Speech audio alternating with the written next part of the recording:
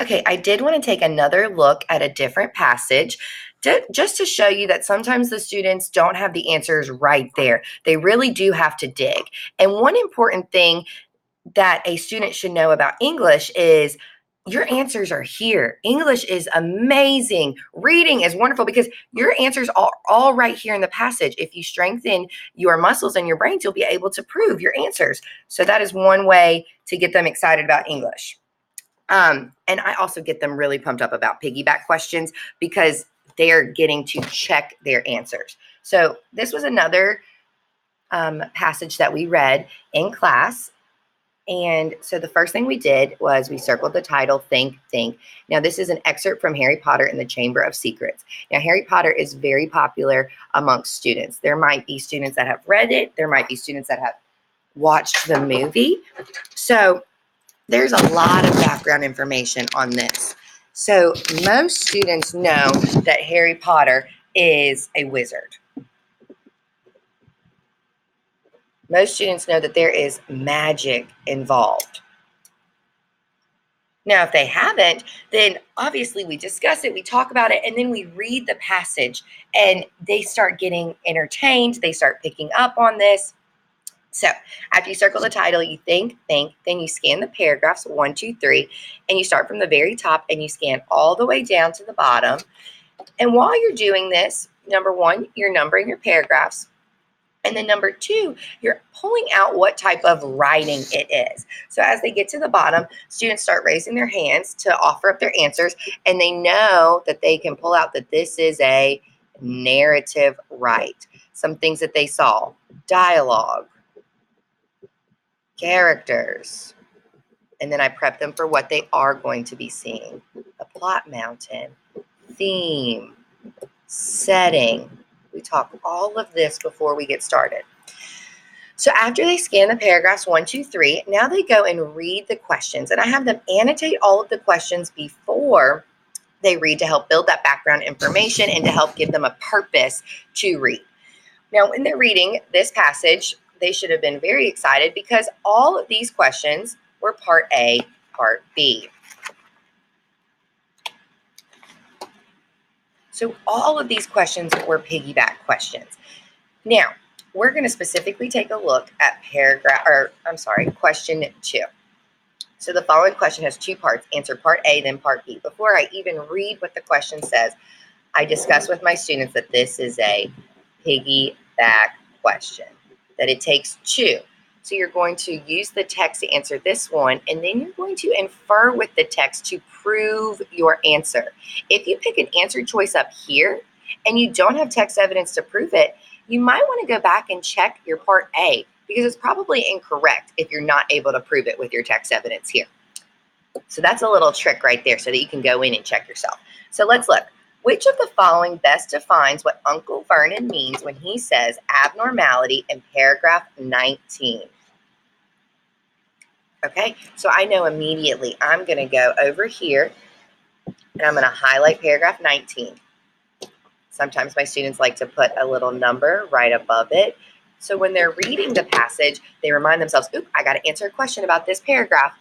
So let's say we've read all of our questions, we've read the passage, and now it's time for us to answer the questions.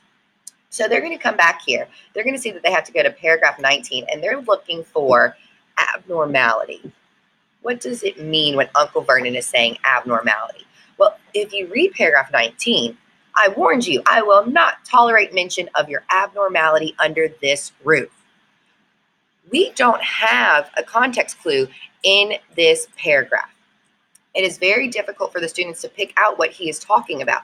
So another strategy that I like to use is I like to tell them to read before, read after. And if it's not directly before and it's not directly after, then you have got to keep reading. Because sometimes our author is giving us that context clue a little bit before or a little bit underneath. So if you look directly above, I just does not help me understand abnormality. And Harry stared at his purple-faced uncle to his pale aunt, who was trying to heave Dudley to his feet, does not make any connections back to abnormality. So I do know that I'm going to have to search a little bit. So I'm going to bring back my first page, and I'm just going to start skimming to see where the problem is occurring. I'm going to start here, past the frying pan. "You've forgotten the magic word," said Harry irritably. The effect of this simple sentence on the rest of the family was incredible. Dudley gasped and fell off of his chair with a crash that shook the whole kitchen.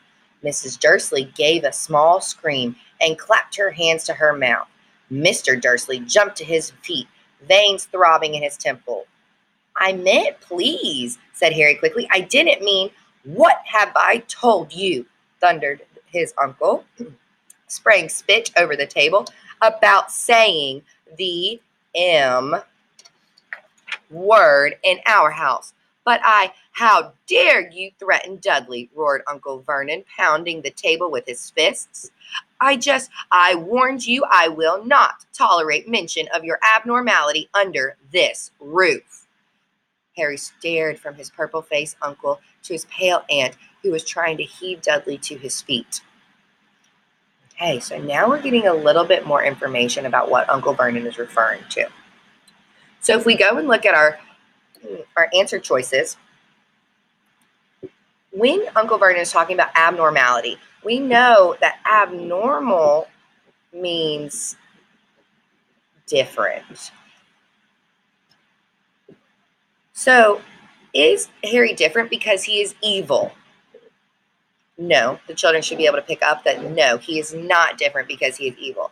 Is Harry different because he has special powers? Oh, I'm going to keep that one on the table, and I'm going to keep reading my answer choices. Harry is different because of his appearance is different from the Dursleys. No, they're not referring to the way that Harry looks and how the Dursleys look. Or Harry is different because Harry has a teasing attitude. Well, that's not what makes Harry different.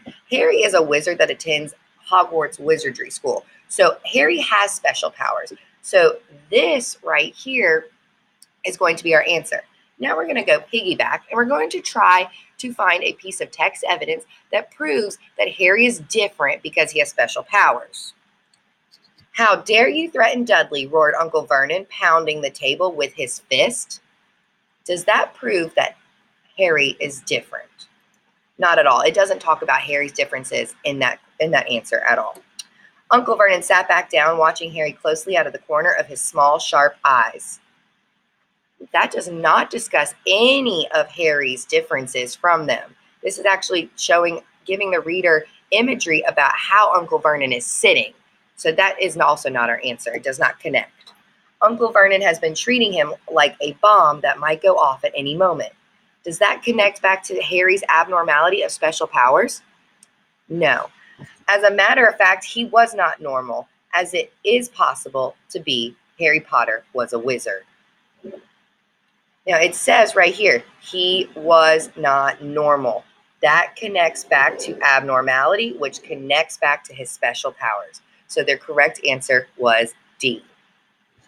If the students are using the text, they'll be able to prove this answer. If they said, let's just say they chose A as their correct answer, that Harry has an evil nature, they would have seen in here that there was not the text evidence to prove it. So they would have struggled finding that answer. So after they use the text to get their answer, they're going to dive into a deeper depth of knowledge, and they're going to start inferring and using the text to actually reason with their answer.